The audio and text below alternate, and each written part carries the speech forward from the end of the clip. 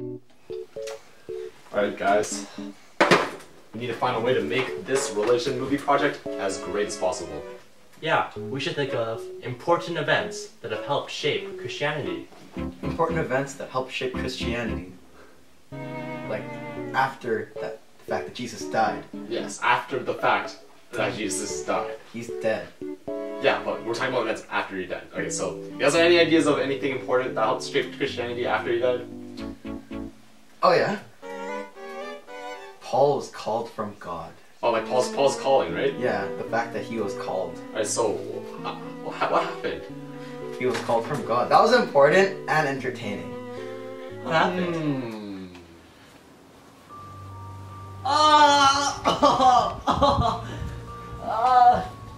I can't see. Saul, Saul, why do you persecute me? Who are you? Are you the Lord? I am Jesus of Nazareth, whom you have persecuted. What do you want me to do?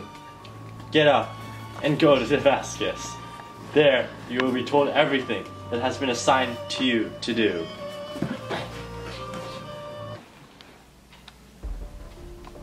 I haven't eaten, slept, or drank, or done anything for the past couple days.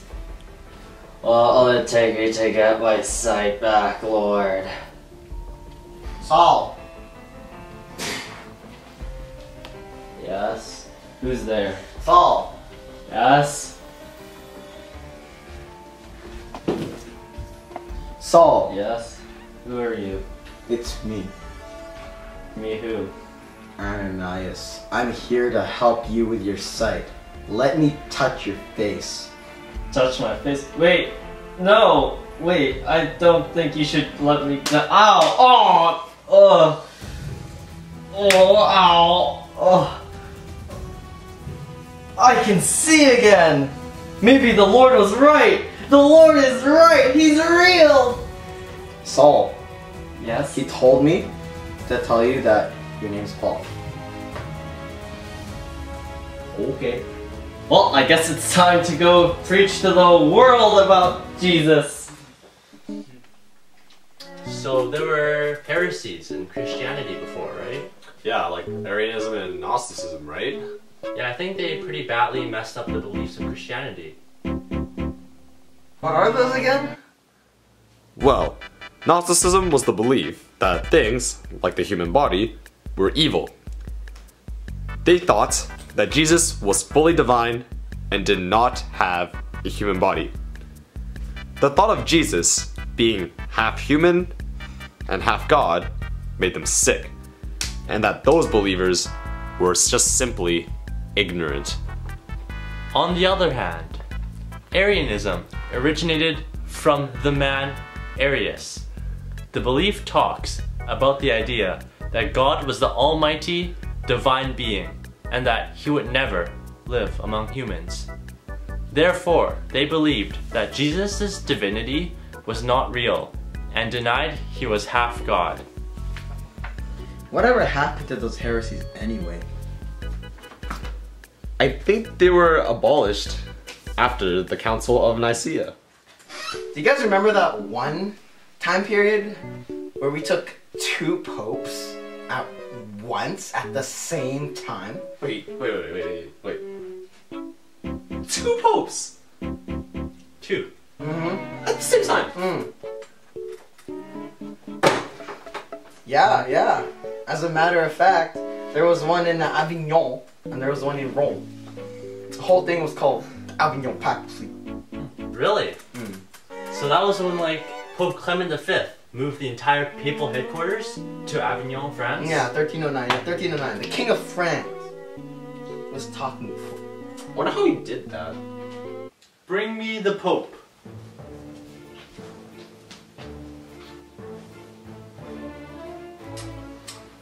So Pope Clement V.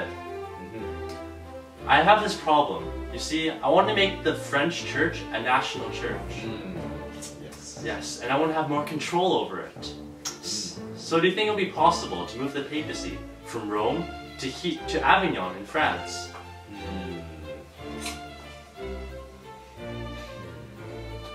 I would have to change some policies and I'd have to pull some strings to make this happen, but I do believe that this request is in fact possible. Excellent. You made a wise choice.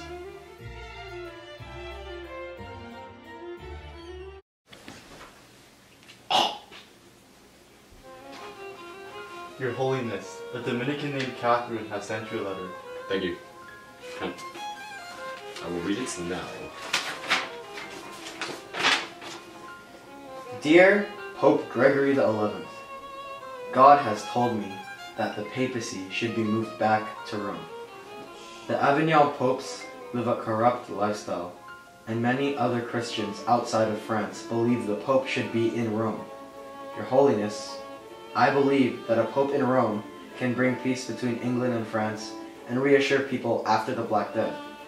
I am just a humble Dominican, but I believe moving to Rome is the right thing to do and will follow God's mission.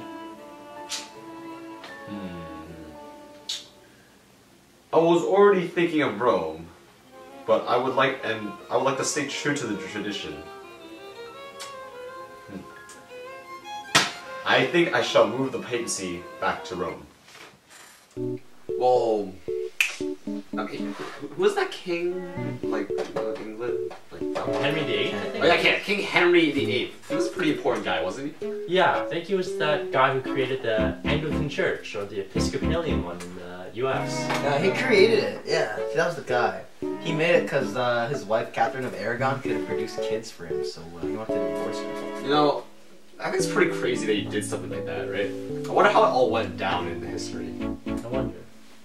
Down in the DMs. Down. Yes. Catherine, I want a son, not a daughter. A daughter is useless.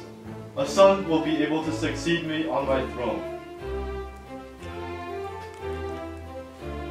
Oh, Henry, I'm so sorry. Is there anything we can do? We will get an annulment.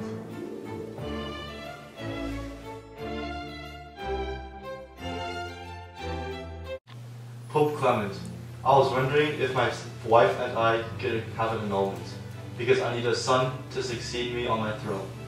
I'm sorry, King Henry, but I cannot allow that, for it is against Christian value to allow others to remarry. I don't care if you're a king or not, but that's just not possible. If I don't get an annulment, I will create my own church.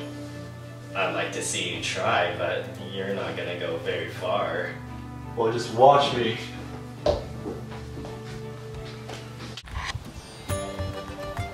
This is a new church.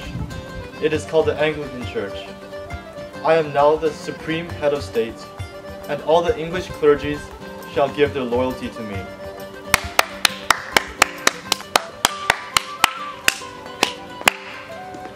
Alright, so what's the deal with papal infallibility? Yeah, what is papal infallibility? Let me think. Well, I think papal infallibility is the dogma that in the virtue of Jesus' promise to Peter, the Pope is preserved from error when defining the specific teachings that affect the entire church.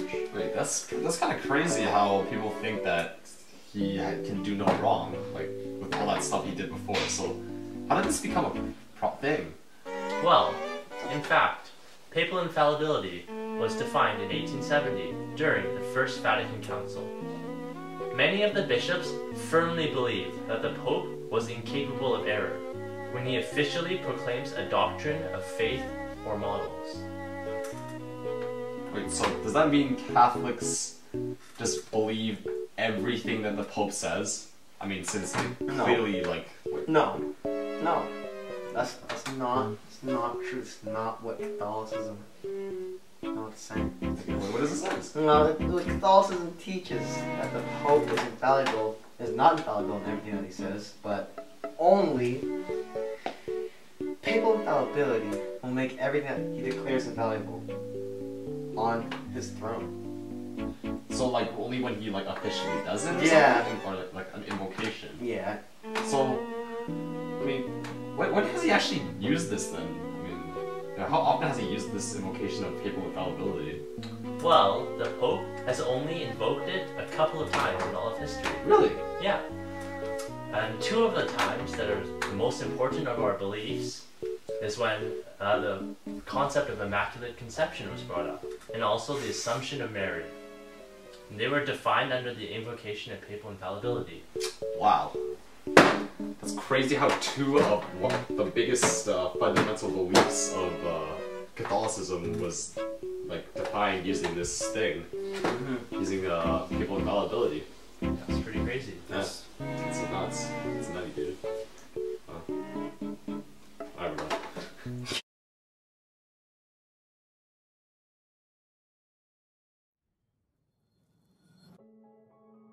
So one aspect of Christianity that greatly influenced its spread in a positive manner was Paul's journeys. His ability to convert the peoples around the Mediterranean area laid the groundwork for the entire church for generations to come. However, one thing that negatively impacted the spread of Christianity, or at least Catholicism, was the rise of Protestantism through Martin Luther. The church's inability to handle his concerns and the concerns of the people effectively split the church again after the Orthodox Church, of course, and that one fracture created cracks that would last for years, even up until this day. So one of the most important events in Christianity that helped spark this growth was the call of St. Paul. St. Paul was one of the figureheads and helped in Christian history and helped lead the faith, spreading the faith, and without him, the faith probably wouldn't have been as successful as today. So yeah, his presence was very important in history. The most detrimental event that happened was the Avignon papacy. It really sparked the idea that the Pope could be a detrimental figurehead in the church because of all the problems that could occur when with the Pope. For example, during the Avignon papacy there were two popes, and people couldn't figure out, oh, where should the Pope reside in, who to listen to and whatnot. So yeah, it was a very difficult decision to make, but overall Christianity is doing well. So, the event that I think most personally advanced the message of Jesus was the Second Vatican Council. This is because before the Vatican Council, the church was pretty much seen as pretty closed off. But after the Second Vatican Council, which was called by Pope John Paul XXIII, it really helped advance the church. Before, the Catholic Church didn't really interact with the other Christian denominations and said Mass in Latin and had the priest have his back to the church, to the congregation. But now, through the Second Vatican Council, it made the Catholic Church seem a lot more open, and they were able to talk to other people, and they said it in the language of the congregation, which really made the church more accessible to other people and pretty much changed the Catholic Church into the thing we know it is today. The thing that I think most set back the Catholic Church would probably be the Inquisitions. The Inquisitions were basically the so-called Christians who would try to attack and force other people to convert to their faith. They would often do this with force and often result in torture or even death of the people who didn't want to convert. This greatly goes against the teachings of Christ, as he would always teach about forgiveness and love and would never harm someone and force them to teach or force them to know his teachings. To make matters worse, most of the people who they were attacking were also Christians, albeit maybe a different type of Christian. This was really bad because even they still believe in Christ and you're attacking them for believing a slightly different version.